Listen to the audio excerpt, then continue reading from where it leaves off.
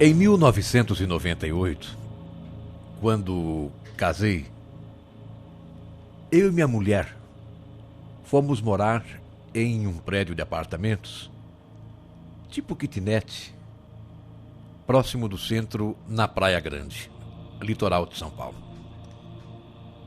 E a gente rodou, vasculhou diversas imobiliárias, procuramos muito, mas era o melhor lugar que encontramos para morar. Um prédio de apartamentos, tipo kitnet. Vivemos bem ali. Vivemos bem, muito tempo tranquilos. Até, Tedeschi, que algumas coisas começaram a acontecer.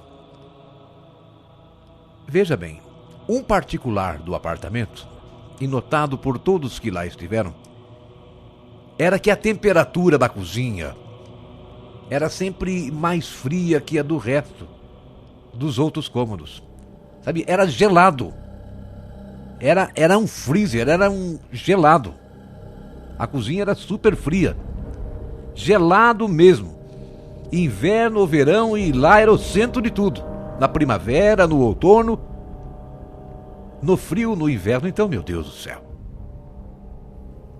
Um certo dia, minha esposa, sozinha em casa, e na cozinha, ela estava com o rádio ligado. E de repente o rádio ficou mudo. O rádio desligou. Ficou parado, parou de repente. Ela achou até que tinha faltado energia. O rádio parou, falta luz. Acabou a energia. Mas viu que não, pois havia luz na geladeira. Ela foi até o quarto, viu o aparelho de som, e o aparelho mudou da rádio para o tape sozinho. Ela ligou o som do aparelho, mudou de emissora, outra rádio, e de repente sozinho, o rádio mudou sozinho para a fita, para o tape, para o deck. Estranho. Um dia ela me disse que havia acordado de noite, ouvindo passos na cozinha, e depois disso foi a minha vez também de acordar, ouvir a mesma coisa. Eu também. Primeiro ela ouviu, depois comigo aconteceu a mesma coisa. Foi a minha vez de acordar e ouvir o mesmo, e dava para perceber que eram passos de mulher. A gente percebe quando é um passo de homem e de mulher. O passo feminino era o barulho do salto, sabe? Indo e vindo. Aqueles passos, assim, ia e vinha, de um lado para outro. Como se viesse da cozinha até parar em nosso quarto. Era passo de mulher. Mas eu relaxei e fui dormir. A nossa gatinha, a gente tinha uma gata, tinha cama, tinha comida na cozinha, e depois que essas coisas começaram a acontecer, ela não queria mais ficar na cozinha de forma nenhuma. Eu punha lá água, punha lá comida, colocava ela de noite, e em seguida ela vinha voando para nossa cama. Já aparecia no quarto, já vinha voando para nossa cama. E a gente via que ela estava assustada, parecia que fugia de alguma coisa. Dizem que gato enxerga mesmo. Ou animal enxerga vulto. E a gatinha estava assim, parecia que ela via alguma coisa. Além disso, quase sempre pela manhã, as coisas dela, as cumbucas de comida e água, estavam viradas, Tedeschi, pela cozinha. Alguns objetos nossos da cozinha racharam. A caixinha de areia da gatinha, onde ela fazia ali o xixi, o cocô, quase sempre aparecia bagunçada, mexida, com areia para fora, e às vezes até do lado oposto da área de serviço, sendo que eu era quem organizava e quem limpava a caixa toda noite. Deixava fechada a área de serviço para ela usar no outro dia. Uma noite, eu estava só. Eu estava na sala, acordado, vendo um programa da TV. depois do noticiário e durante um intervalo comercial, eu estava com a porta do quarto aberta. E vendo esse programa ali na TV, durante o intervalo, eu escutei um gemido pavoroso. Sabe, um gemido pavoroso. Veio do quarto.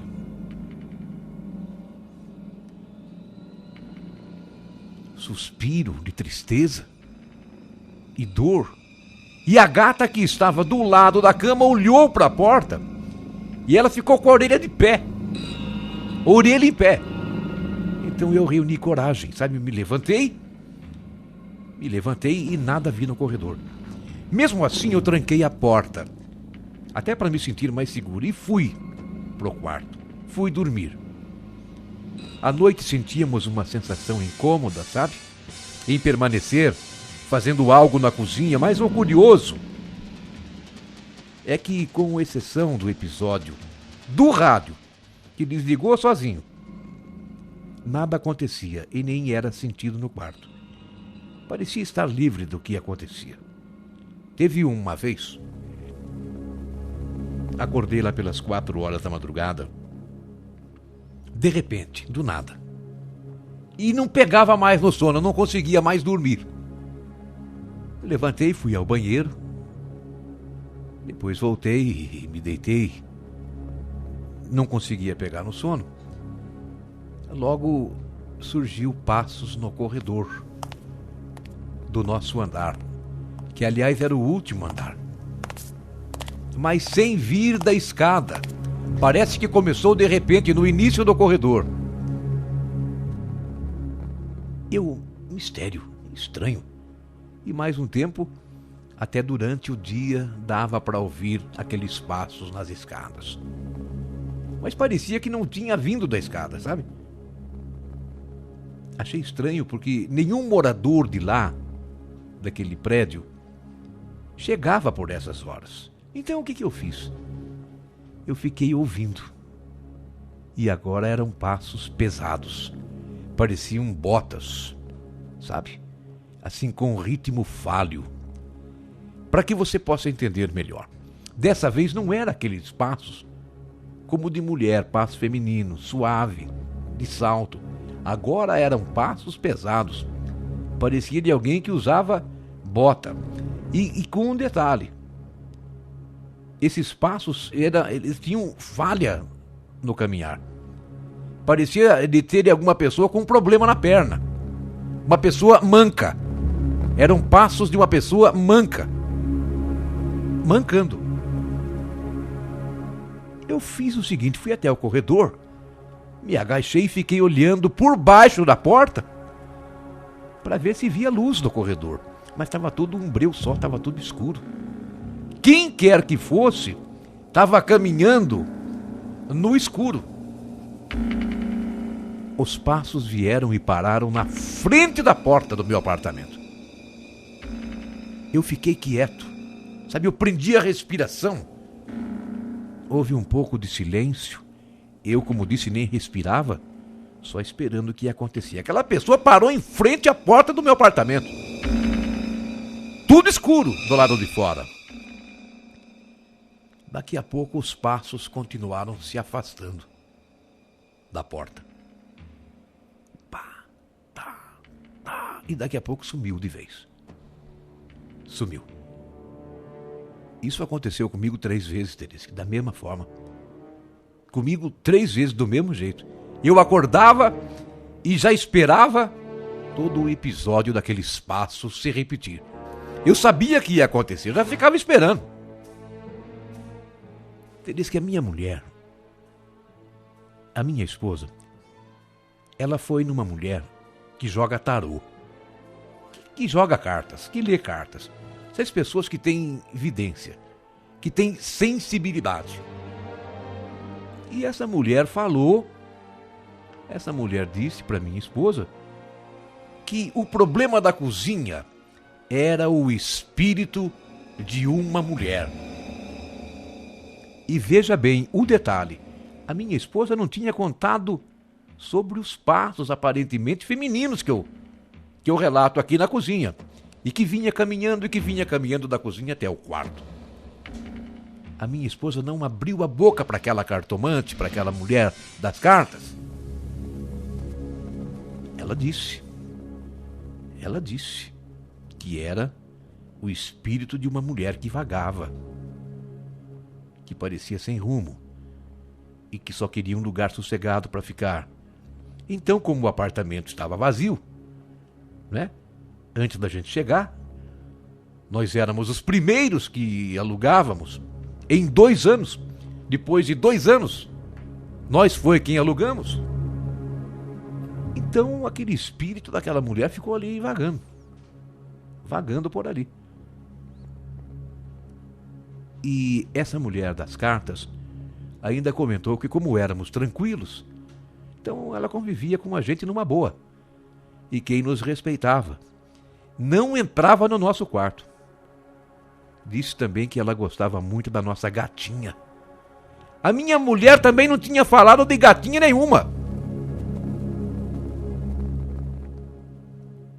E ainda que pratos quebrados, aqueles gemidos de pavor, não foram dela, mas eram de um homem, uma outra pessoa, um soldado que andava perdido sem luz. E como eu era também, uma vez que eu servi o exército 7 anos como cabo, fui cabo do exército 7 anos, ele então, claro, o espírito dele andava por lá e que eu rezasse pelo soldado. E que a mulher não era problema, mas que eu tinha a rezar pelo soldado. Disse aquela senhora da carta, que eu tinha que rezar por ele. A mulher não é problema, mas para aquele homem, para aquele soldado tem que rezar. E assim que eu comecei a rezar todos os dias pela alma daquele soldado, depois de um tempo os passos no corredor realmente cessaram. Pararam aqueles passos. Achamos um lugar melhor e resolvemos nos mudar, Teresa, que assim tivemos a última surpresa. Estávamos já dando uma pintura no apartamento, no kitnet, para entregar o apartamento. Quando estava pintando a área de serviço para entregar o apartamento, num canto da parede, e com letras tortas e tremidas, estava escrito como se fosse com carvão o nome da nossa gatinha, a Kitty. Tá entendendo? Estava num canto da parede escrito lá com letras tortas e tremidas, como se fosse com carvão o nome da nossa gata, a gatinha, a Kitty. Eu chamei a minha mulher na hora e ela quase desmaiou quando viu, e até hoje me lembra disso.